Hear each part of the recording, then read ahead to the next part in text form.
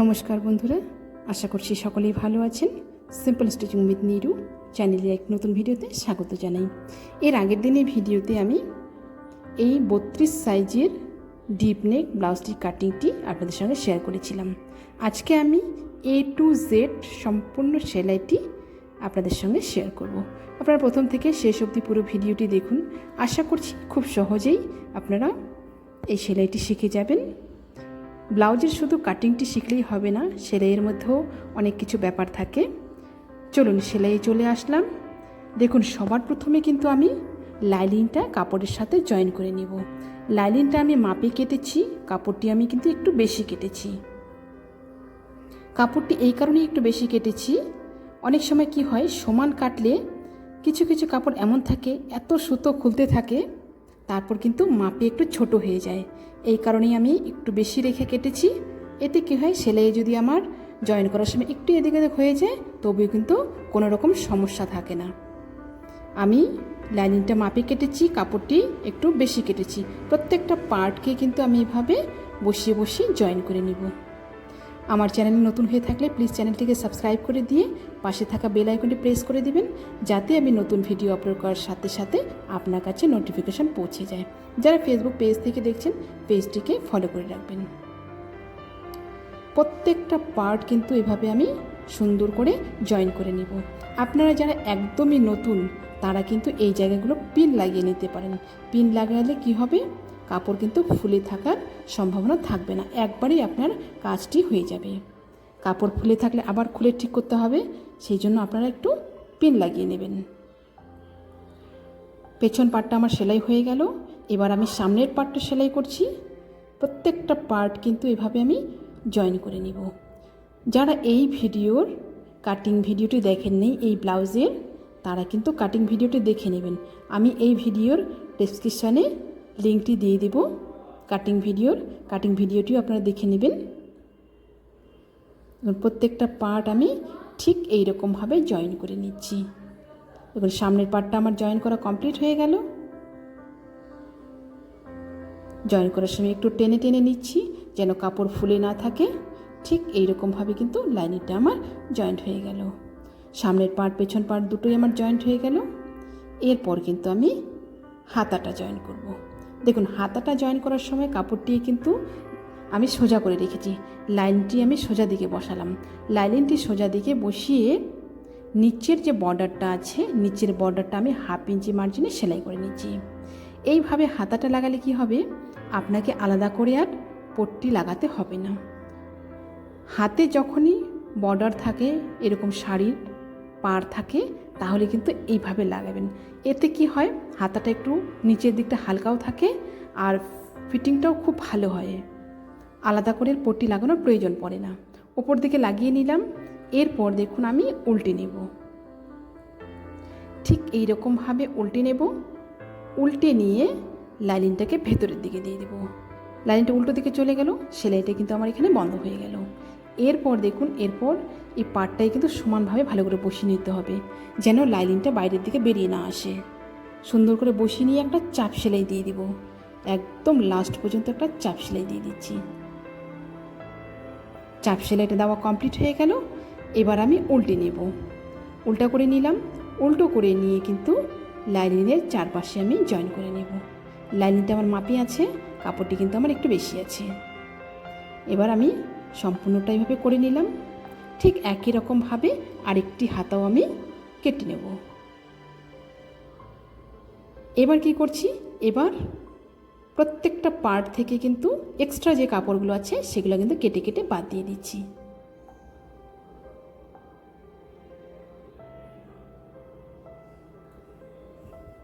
প্রত্যেকটা পার্ট থেকে এইভাবে আমি কাপড়গুলো আলাদা করে নিচ্ছি সম্পূর্ণ। সামনের পার্টটাও আমার হয়ে গেল। পেছন পার্টটা করে নিচ্ছি। এখন পেছন পার্টটা লাগানোর সময় কিন্তু, যেহেতু আমার পেছন দিকে হুক আছে, মাঝখানে কিন্তু আমি কাটিনি। মাঝখানে এখানে আমি একটা বড় কাপড় বের করেছি। এইসব কাপড় কি হয়, অনেক সময় আমাদের নিচে একটু লটকন লাগাতে হয়, লটকন এগুলো কাজে লাগে। ব্লাউজ পিসে অনেক সময় একটু কম হয়ে গেলে কাপড় আপনারা ঠিক এইভাবে বুদ্ধি করে কিন্তু কাটতে পারেন। এরপর দেখুন লাইনিং আমার জয়েন্ট হয়ে গেল, সাইড দিয়ে বাড়তি কাপড়ও আমার কাটা হয়ে গেল। এরপর কি করব, এরপর আমি টেকিনগুলো করে নেব। টেকিনগুলো ঠিক এইরকমভাবে প্রথমে নিচের টেকিনটা নিয়ে নিচ্ছি, এটা কিন্তু সামনের পার্টটা। নিচের টেকিনটা নিয়ে ঠিক যে আমার দাগ আছে দাগ বরাবর কিন্তু নিলাম, একটা টেকিন হয়ে গেল। ঠিক আমি অপর আরেকটি টেকিনও কিন্তু করে নিচ্ছি। আপনারা কিন্তু টেকিনগুলো ডবল সেলাই দিয়ে দিবেন, প্রত্যেকটা টেকিনই কিন্তু ডবল সেলাই হবে। এবার করে নিচ্ছি আমি মাঝখানের টেকিনটা। মাঝখানের টেকিনটা ঠিক এইভাবে নেব, যতটা আমার দাগ দেওয়া আছে এই দাগ থেকে আমি ওই দাগ পর্যন্ত কিন্তু মানে এই পার থেকে ওই পার পর্যন্ত আমি নিয়ে নিব পুরোটা। প্রথমে আমার একটু কম থেকে শুরু হবে, প্রথমে একটু কম করতে করতে একটু বেশি যাব, মাঝখানে দিয়ে একটু বেশি গিয়ে আবার কমে যাবে, কমে গিয়ে লাস্ট পর্যন্ত নিয়ে আসলাম। এবার আরেকটু ঘুরিয়ে আমি ডবল সেলাই দিয়ে দিচ্ছি। প্রত্যেকটা টেকিনেই কিন্তু ডবল সেলাই হবে। মাঝখানের টেকিনটাও আমার হয়ে গেল, মাঝখানের টেকিনটি হয়ে গেল। এবার নিয়ে নিব আমি সাইডের টেকিনটা। সাইডের টেকিনটা ঠিক এইভাবে আমি নিয়ে নিব। নিচের টেকিনগুলো কিন্তু আমার হাফ ইঞ্চ থাকবে। এবার এই টেকিনটা কিন্তু হাফ ইঞ্চের থেকে একটু কম থাকবে, 2 সুতের মতো আমি নিয়েছি, টোটালটা আমার হাফ ইঞ্চি। সাইডের টেকিনটা হয়ে গেল। এবার নিয়ে নিচ্ছি আমি বগলের টেকিনটা। বগলের টেকিনটাও ঠিক একই রকমভাবে কিন্তু আসবে। এবার নিয়ে নিচ্ছি অপর সাইডের টেকিনটা।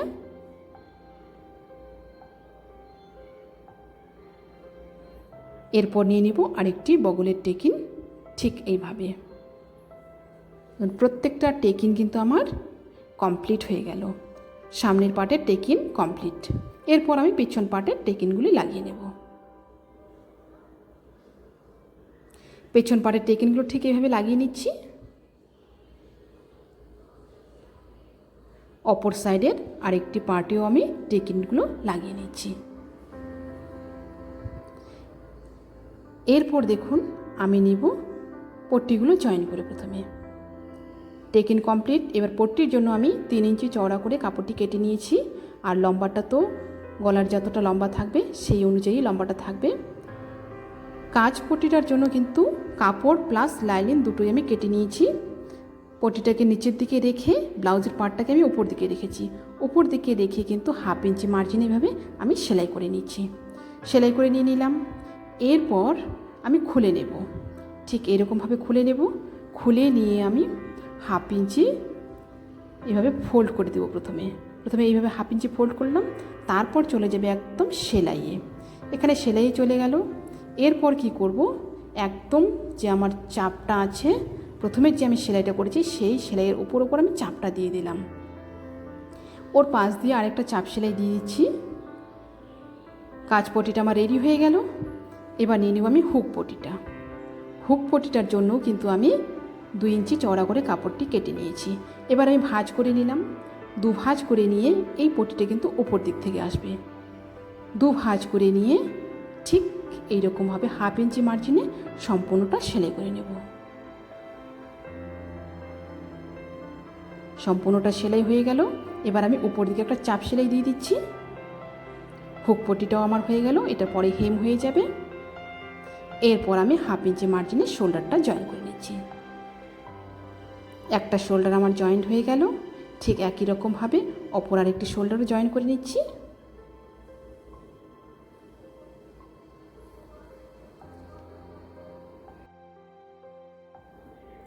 এরপর আমি কিন্তু পট্টিগুলো লাগিয়ে নিব।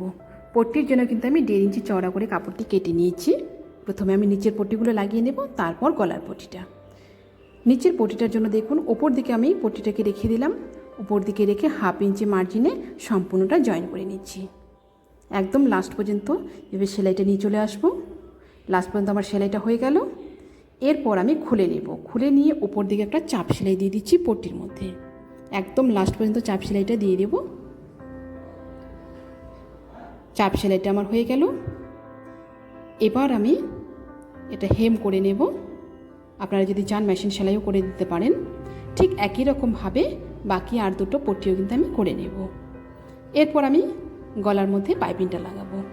গলার পাইপিংটা আমি ঠিক হাফ ইঞ্চি মার্জিন রেখে বাইরের দিকে 1/2 ইঞ্চি কিন্তু বের করে রাখবো, একদম সমান করে লাগাবো না। বাইরের দিকে 1/2 ইঞ্চিভাবে বের করে রেখে আমি ঠিক যে চাপের মধ্যে কিন্তু বসিয়ে নিয়েছি। পাইপিনের যে সুতোটা আছে সেই সুতোটার ধারে ধারে কিন্তু আমি সেলাইটা একদম নিয়ে চলে আসবো লাস্ট পর্যন্ত। এখানে আমার একটু কোনা আছে, কোনাটাকে ঠিক এইভাবে এখানে থামবো, এখানে থেমে কিন্তু একটু ঘুরিয়ে নিতে হবে, না হলে কিন্তু কোনাটা ভালো মতো উঠবে না। এইভাবে লাস্ট পর্যন্ত আমি নিয়ে চলে আসবো সেলাইটা।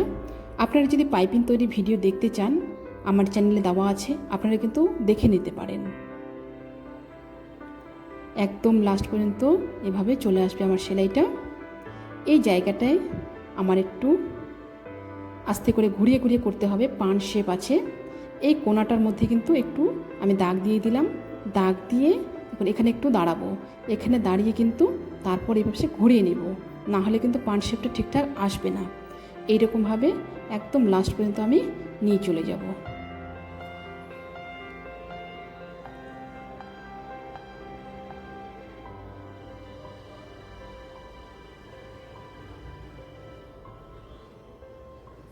এই জায়গাটাও আমার একটা কোনা আছে, কোনাটাতে ঠিক এরকমভাবে দাঁড়িয়ে আবার কিন্তু ঘুরিয়ে নেব।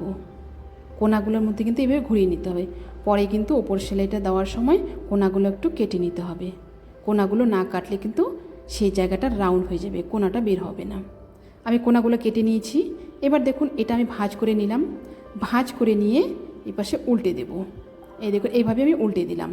আপনারা যদি চান এখানে হাতে হেম সেলাই করতে পারেন, কিন্তু আমি এটা মেশিন সেলাই করে দিচ্ছি।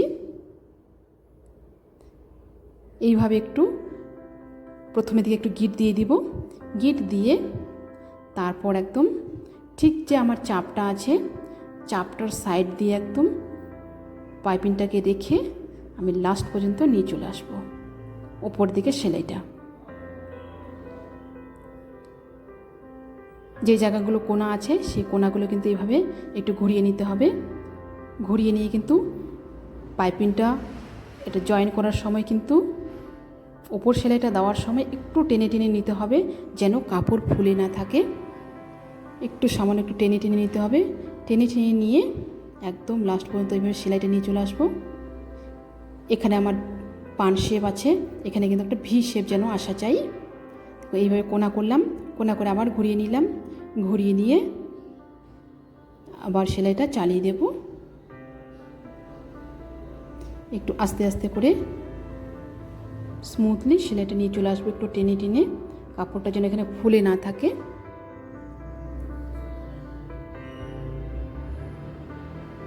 এই জায়গাটা কোনা আছে, কোনাটা ঠিক আবার ঘুরিয়ে নেব। ঘুরিয়ে নিয়ে কিন্তু লাস্ট পর্যন্ত আমি সেলাইটা নিয়ে নিব।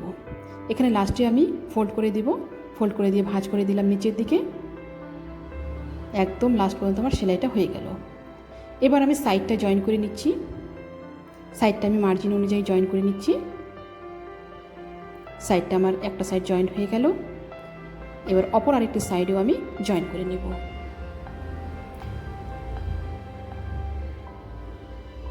দুটো সাইডই আমার জয়েন্ট হয়ে গেল। এবার আমি হাতাটা জয়েন করব। দেখুন হাতাটার সময় কিন্তু হাতার কাপড়টা এবং ব্লাউজের কাপড়টা দুটোই কিন্তু উল্টা আছে। এবার আমি মাপটা নিচ্ছি কীভাবে দেখুন। এই যে উপরে আমার কাঁধের সেলাইটা আছে সেই সেলাই থেকে ধরে নিচে যে আমি বডির সেলাইটা করেছি এই বডির সেলাই পর্যন্ত কিন্তু একটা দাগ দিয়ে দিলাম। এখানে একটা দাগ দেওয়ার পরে এবার নিয়ে নিব আমি মোহরার মাপটা। মোহরাটা আপনাদের যেরকম থাকবে তার হাফ নিয়ে নেবেন। আমার এখানে মোহরাটা 9 আছে, আমি 4.5 দাগ দিয়ে দিলাম। 4.5 দাগ দিয়ে এই দাগের সাথে এই দাগটা কিন্তু এইভাবে আমি মিলিয়ে দিব। মিলিয়ে দিলাম। এবার আমার এটা সেলাই চলে আসবে এই লাইনের উপর দিয়ে। আপনারা ঠিক এই নিয়মে হাতাটা লাগাবেন, একদম খুব সুন্দরভাবে কিন্তু হাতাটা আপনাদের রেডি হয়ে যাবে। কোথাও কিন্তু কাপড় কম বেশি বা কোনো জায়গায় ফুলে থাকবে না। এবার দেখুন হাতার কাপড়টাকে আমি কিন্তু উল্টে নিচ্ছি, মানে সোজা করে নিচ্ছি। উল্টো ছিল, এবার সোজা করে নিলাম।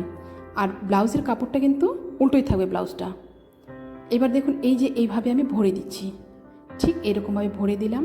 ভরে দিয়ে আমার বডির যে সেলাইটা আছে সেই বডির সেলাই এবং হাতার সেলাই দুটো কিন্তু একদম সমান করে ধরবো। দেখুন এই রকম সমান করে ধরে নিলাম, সমান করে এই জায়গাটা বসিয়ে নিলাম। এরপর কিন্তু রাউন্ড করে আমি সম্পূর্ণটা সেলাই করে নেব। এবার মেশিনে বসিয়ে নিলাম, বসিয়ে নিয়ে স্মুথলি আমি আস্তে আস্তে করে সেলাই করে নেব। এখানে কিন্তু বডির কাপড় বা হাতার কাপড় কোনোটাই টানাটানি করা যাবে না, স্মুথলি আস্তে আস্তে ঘুরিয়ে ঘুরিয়ে সম্পূর্ণ সেলাইটা করে নিতে হবে।